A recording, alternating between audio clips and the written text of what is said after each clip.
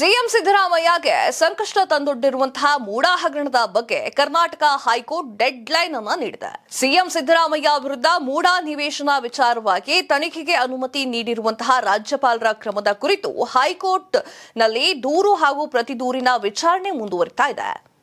ಗುರುವಾರಕ್ಕೆ ವಿಚಾರಣೆ ಮುಂದೂಡಿಕೆಯಾಗಿದ್ದು, ಸಿದ್ದರಾಮಯ್ಯ ಪರ ವಕೀಲರು ಅಂಧೆ ಹೇಳಿಕೆಯನ್ನ ದಾಖಲಿಸಿದ್ದಾರೆ. ಬಹುತೇಕ ಅಂದೇ ವಿಚಾರಣೆ ಅಂತ್ಯವಾಗಲಿದ್ದು, ಸಿಎಂ ಭವಿಷ್ಯ ಏನು ಅಂತ ನಿರ್ಧಾರವಾಗಲಿದೆ. ಸೋಮವಾರ ವಾದ ಮಂಡಿಸಿದ್ದಂತಹ ಅಡ್ವೊಕೇಟ್ ಜನರಲ್ ಶಶಿ ಕಿರಣ್ ಶೆಟ್ಟಿ ಇಂದು 22 ವರ್ಷಗಳ ಹಳೆಯ ಪ್ರಕರಣವಾಗಿದ್ದು ಪ್ರಾಥಮಿಕ ತನಿಖೆಯನ್ನ ನಡೆಸಬೇಕಾಗಿದೆ. ಸರ್ಕಾರಕ್ಕೆ ನೋಟಿಸ್ ನೀಡುವ ಬದಲು ರಾಜ್ಯಪಾಲರು ತನಿಖಾಧಿಕಾರಿಯಿಂದ ವರದಿಯನ್ನ ಪಡೆಯಬೇಕಿತ್ತು. 17A ಅಡಿಯಲ್ಲಿ ಅನುಮತಿ ನೀಡುವಾಗ ಕೃತ್ಯದ ಭಾಗವಾಗುತ್ತದೆ ಅಂತ ಪರಿಗಣಿಸಬೇಕು ಎಂದು ಚಂದ್ರಬಾಬು ನಾಯ್ಡು ಮತ್ತು ಆಂಧ್ರಪ್ರದೇಶದ ಪ್ರಕರಣವನ್ನ ಉಲ್ಲೇಖ ಮಾಡಿದ್ರು. ಇಂತಹ ಪ್ರಕರಣಕ್ಕೆ ಅನುಮತಿಯನ್ನ ನೀಡಿದ್ರೆ ಪ್ರತಿದಿನವೂ ಕೂಡ ನೂರಾರು ಪ್ರಕರಣಗಳು ದಾಖಲೆಯಾಗುತ್ತೆ. ಇಂತಹ ಎಲ್ಲಾ ಪ್ರಕರಣವನ್ನ ತನಿಖೆ ಮಾಡೋಕೆ ಆಗೋದಿಲ್ಲ ಅಂತ ಹೇಳಿ ವಾದವನ್ನ ಮಂಡಿಸಿದ್ರು.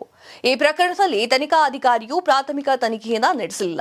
ಸಿಬಿ ಕಾಯ್ದೆ ಸೆಕ್ಷನ್ 17A ಅಡಿಯಲ್ಲಿ ಪ್ರಾಸಿಕ್ಯೂಷನ್ ಮಂಜೂರಾತಿ ನೀಡುವ ಸಂದರ್ಭದಲ್ಲಿ ಕೇಂದ್ರ ಸರ್ಕಾರ ಜಾರಿಗೆ ತಂದಿರುವಂತಹ SOP ಅಡಿಯಲ್ಲಿ ರಾಜ್ಯಪಾಲರು ತನಿಖಾಧಿಕಾರಿಯಿಂದ ಪ್ರಕರಣದ ಕುರಿತಾಗಿ ಮಾಹಿತಿಯನ್ನ ಸಂಗ್ರಹ ಮಾಡಬೇಕಾಗಿತ್ತು ಅಂತ ಹೇಳಿದ್ರು. ಸ್ನೇಹಮಯಿ ಕೃಷ್ಣಾಪುರ ವಾದವನ್ನ ಮಂಡಿಸಿದಂತಹ ಹಿರಿಯ ವಕೀಲೆ ಲಕ್ಷ್ಮೀ ಅಯ್ಯಂಗಾರ್, ಸಿದ್ದರಾಮಯ್ಯ ಅಧಿಕಾರದಲ್ಲಿದ್ದಾಗಲೇ ಈ ಒಂದು ಎಲ್ಲಾ ಚಟುವಟಿಕೆಗಳು ನಡೆದಿದೆ.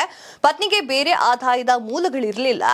ಆದಾಯ ತೆರಿಗೆ ರಿಟರ್ನ್ ಅನ್ನ ಪತ್ನಿ ಫೈಲ್ ಮಾಡಿಲ್ಲ. ಹೀಗಾಗಿ ಪತ್ನಿಯ ಆಸ್ತಿಯನ್ನ ಪತಿಯ ಆಸ್ತಿ ಅಂತ ಪರಿಗಣಿಸಬೇಕು. ಸಿದ್ದರಾಮಯ್ಯ ಮೇಲಿರುವಂತಹ ಆರೋಪಗಳಿಗೆ ಪುರಾವೆ ಇದೆ ಅಂತ ಹೇಳಿ ಪ್ರತಿಪಾದಿಸಿದ್ರು.